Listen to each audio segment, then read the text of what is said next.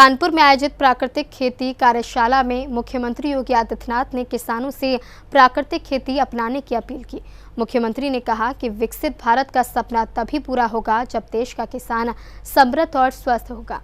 उन्होंने केंद्र और प्रदेश सरकार की किसान हितैषी योजनाओं का उल्लेख करते हुए प्राकृतिक खेती को स्वास्थ्य, पर्यावरण और आर्थिक समृद्धि का आधार बताया। कानपुर में चंद्रशेखर आजाद कृषि एवं प्रौद्योगिकी विश्वविद्यालय में आयोजित प्राकृतिक खेती कार्यशाला को संबोधित करते हुए सीएम योगी आदित्यनाथ ने कहा कि जब पूरी दुनिया ऊर्जा संकट और आर्थिक चुनौतियों का सामना कर रही थी, तब प्रधानमंत्री मोदी के नेतृत्व में भारत मजबूती से खड़ा रहा और आत्मनिर्भरता की दिशा में तेजी से आगे बढ़ा। मुख्यमंत्री ने कहा कि विकसित भारत का लक्ष्य तभी हासिल किया जा सकता है जब देश का अन्नदाता किसान आर्थिक रूप से मजबूत और स्वस्थ हो। उन्होंने किसानों से रासायनिक खेती के बजाय प्राकृतिक खेती अपनाने का आह्वान किया।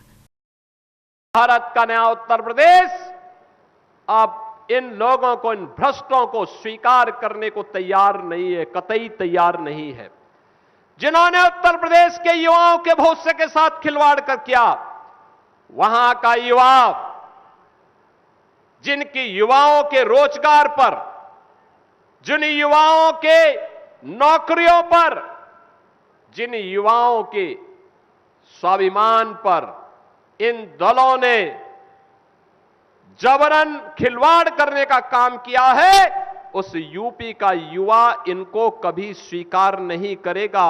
और जब भी मौका मिलेगा, इनको उस अपमान का, जरूर उस अपमान का बदला लेकर के रहेगा। और यही यूपी का नौजवान लगातार 14 से कर रहा है।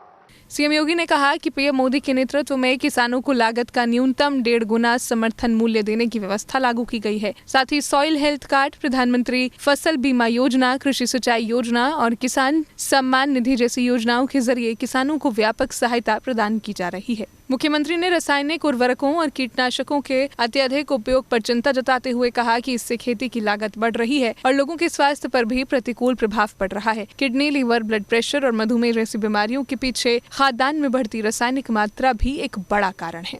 बहनों और भाइयों, जिन्होंने प्रकृति और परमात्मा की कृपा की इस भूमि उत्तर प्रदेश के मेहनती अन्नदाता किसानों को आत्महत्या करने के लिए मजबूर किया, वहां का अन्नदाता किसान, जिसको उसकी फसल का दाम नहीं मिलता था, जिसका शोषण कर दिया जाता था, जिसको बिजली नहीं मिलती थी, जिसके ट्यूबवेल चोरी हो जाते थे, जो किसान, गन्ना किसान तबाह,